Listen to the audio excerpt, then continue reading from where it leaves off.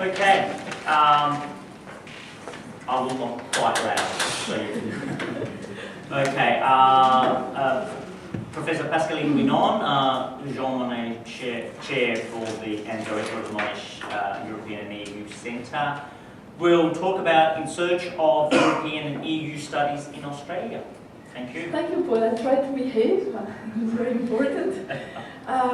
So I guess by choosing this particular topic, I was going to look also into one aspect of my role as EU Centre Director. Actually, it was just one of the ways to look at. But I've been searching myself, I mean, the search of European and EU studies in Australia, and certainly I'm aware of the challenges, but also of the opportunities. Having been in this role for quite some years now. So it's also a kind of self-reflection, but what I did is to interview quite a few people to find out a bit more about the history of what became the EU Centre today. And in the process I found out about the history of some other centres and studies in Australia, and it was all very, very interesting. So one of the questions we could ask ourselves is, why there are so many European and EU studies in Australia? Why they exist at all, in fact? Because we're so far away from Europe. And when I go back to Europe and I tell them that they are directing this EU Centre here, they kind of think, why are you doing such a thing? You're so far away. So I'm going to try to answer that question here. In my paper, I go back to the earlier year, and actually it was a paper that we co-authored with Paul and also Norman Witzleff. So we had actually a law aspect, a business and economics aspect, and more of an arts and history, political science aspect to the paper. And I was hoping that Paul would talk about the business aspect during the discussion and step out of his role as chair for a minute and talk about the business and economics aspect. Well, European studies existed already in the 60s, the 70s, and at first they had mostly humanities bias, so they were focused on languages and history, and Lina just spoke about the languages and that it didn't include too much of an EU element.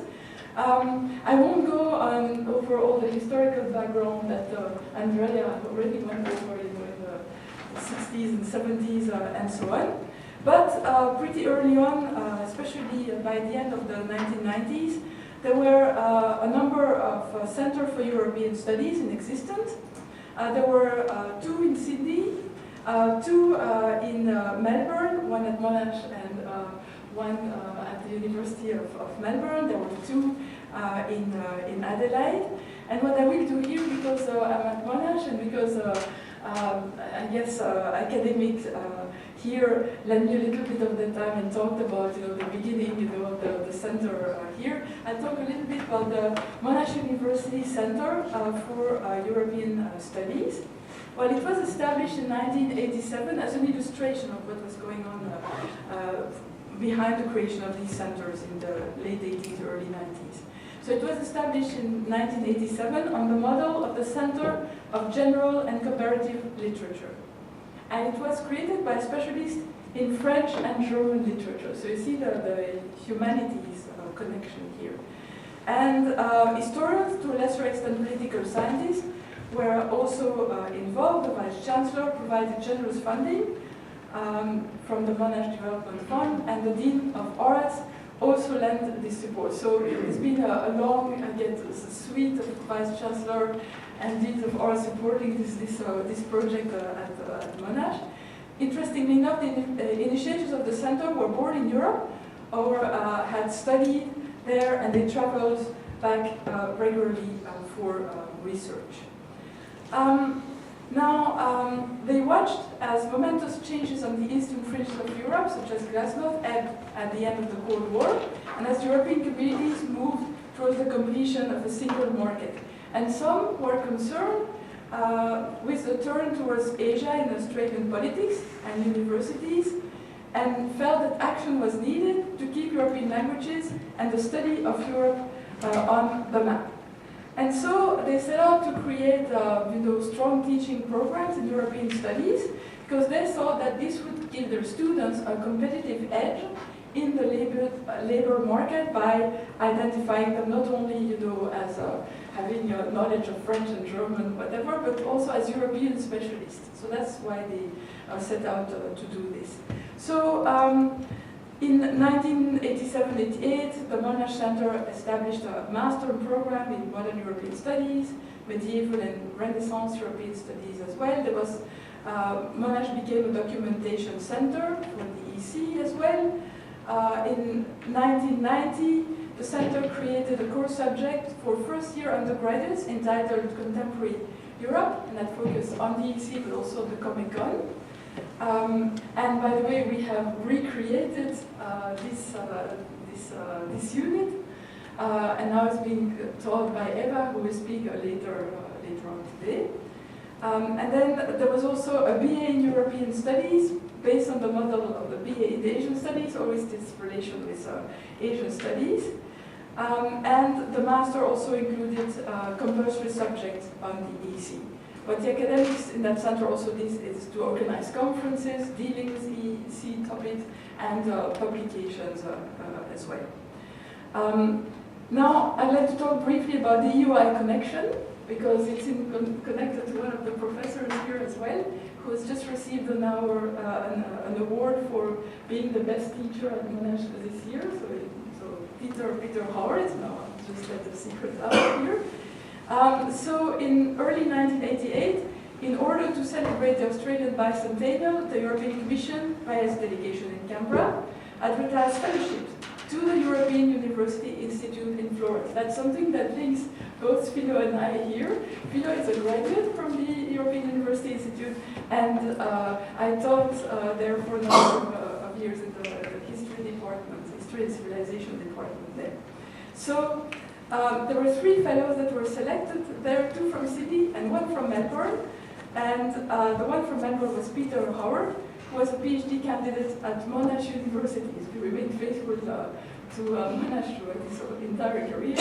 And I interviewed him, and he told me that he felt privileged to be part of such an elite community of researchers. And of course, it was also very exciting for him, because he was in Europe on the cusp of the fall of the Berlin Wall. And then in the early 90s, he came back to the European University Institute for months, and Professor Stuart Wolfe, a renowned historian at the EUI and University of Essex, then came to Monash and gave presentations at the Center for European Studies. And what he wanted is to supervise Australian students. And so he was instrumental in the EUI's approach to Peter Howard in the mid-1990s to set up a foundation to allow Australian fellows to come to the European University Institute, and it has a very long name, exists to this day. We've just, some of us here have completed the selection recently. And so the foundation is the Australian European University Institute Fellowship Association Incorporated. I only have one criticism, it's a very long name.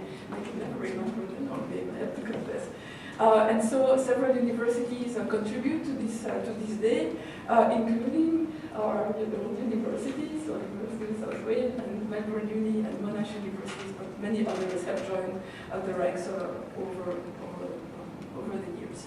Then I'd like to a minute to look at this panorama, of the EU, I guess, here in Australia. I'd like to talk about CISA.